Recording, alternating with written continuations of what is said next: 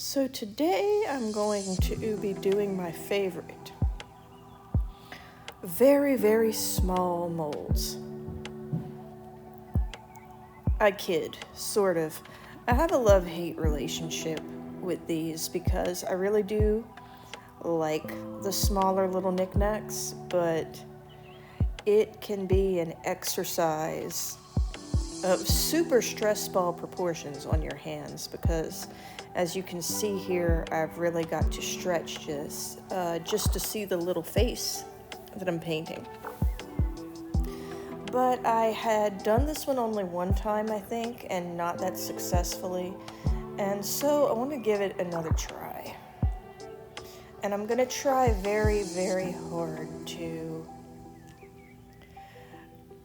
make sure that I have my mold pointed at an angle that you can actually see what I'm doing.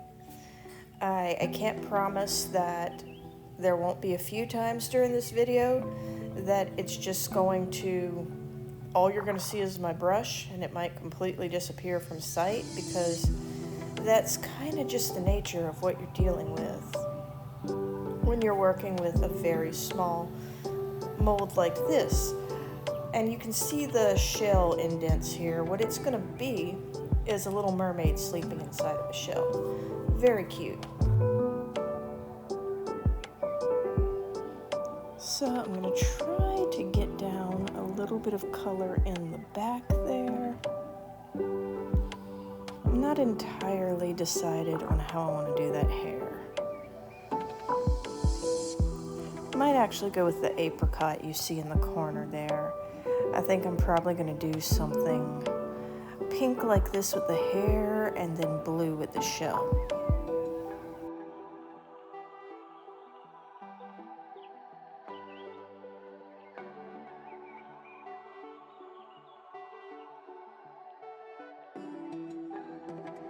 And now I'm going to have to really stretch.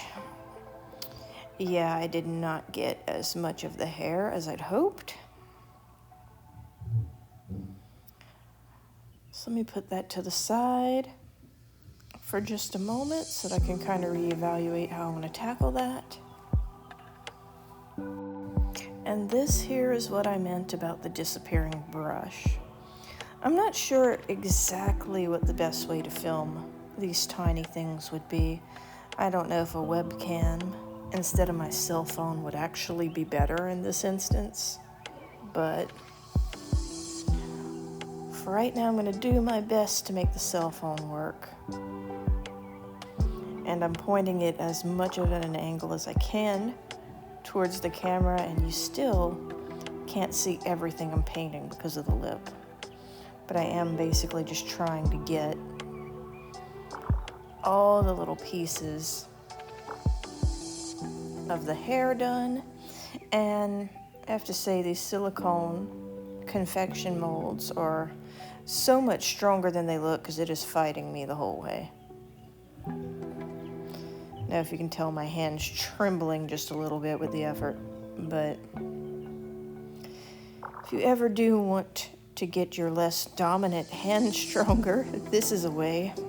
This is an exercise.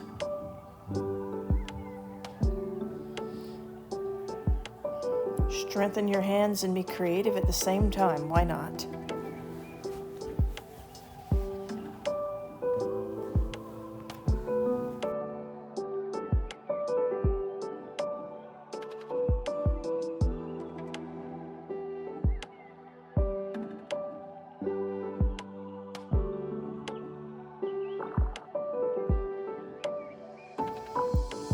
I think I'm actually going to go with a kind of silvery or pearlescent white for that tail. And yes, that tiny little area that I'm painting right there is the tail. And I'm dipping the mold down a little bit so that more of the particles of the mica will fall into that fin.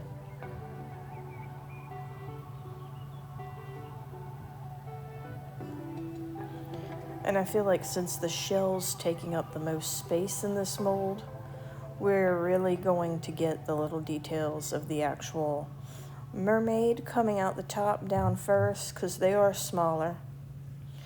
And I don't want a whole bunch of color from the mica powder that we use on the shell to fall into those little crevices, because while they're not impossible to clean, they would be a lot harder to clean.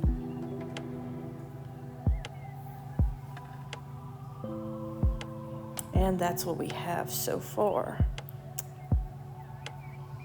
Now I've got a little bit of that powdery blue, and I'm going to start adding that to the shell.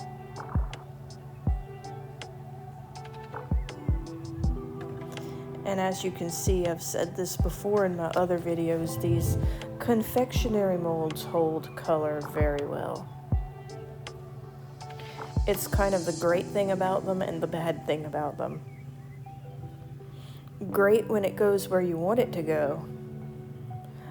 Not so wonderful if it falls into an area you don't want it to go.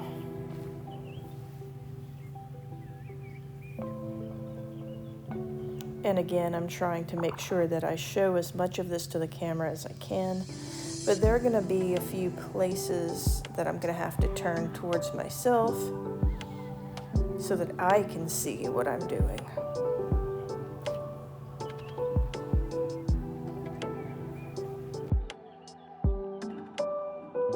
Now on this part here where I've got things sped up, I'm just taking a Q-tip and I'm going to clean up a few things and lift a little bit of color, because I've decided that I might want to blend this blue with a secondary color. And for that, needed to Q-tip it a bit.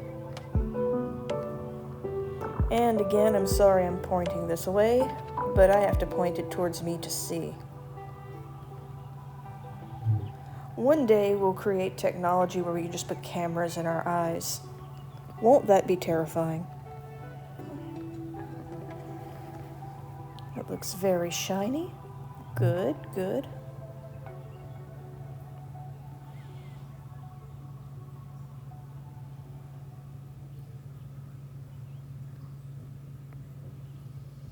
And now you can actually see the mermaid a lot better now that I've got the mica color down and everything doesn't just look pink.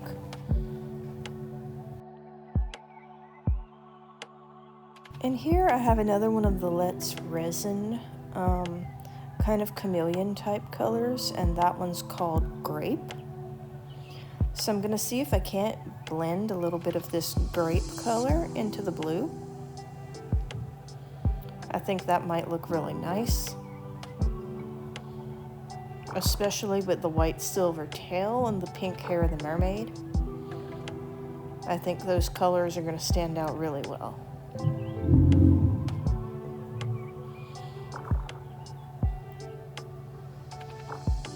One good thing, I know that I've harped on how small molds are challenging and they can be kind of a pain in the ass, and they are. But one of the good things about them is look at how thick this silicone mold actually is. And it's a little bit sticky too because it was meant to hold icing. It's going to hold the resin very well when I pour it, and once I plop it down, even when I plop it down on wax paper, it's not going to slide anywhere. It's going to be very stable. And I can't recall too many times, if ever, with these types of molds, the deeper pour molds, that I've had any issues with resin spilling over or leaking, which I sometimes have to be a little bit paranoid with the more shallow, thinner molds, which if you go and you watch my video on making the honeybee coasters, that's a perfect example of that. But with these, no spillage, very anxiety-free. And that is looking nice. I think that we're about ready to take her away. But let me just make sure, stretch it and check that I've got everything. Might need to get a little bit more mica powder in the lip of that seashell there. That's what I'm kind of looking for and checking, because I think I might have actually missed a spot. And that'd be a tragedy. You pour your resin, go to demold it, and you see that only half your shell is covered.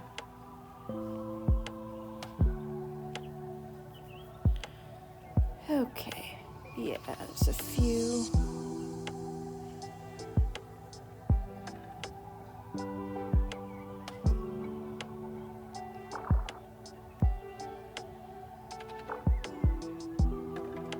Few little places I might touch up.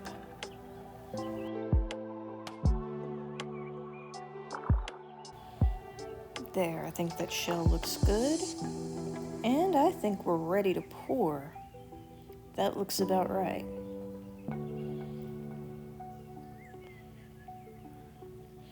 As you can see, all I have to do is just pour straight in there.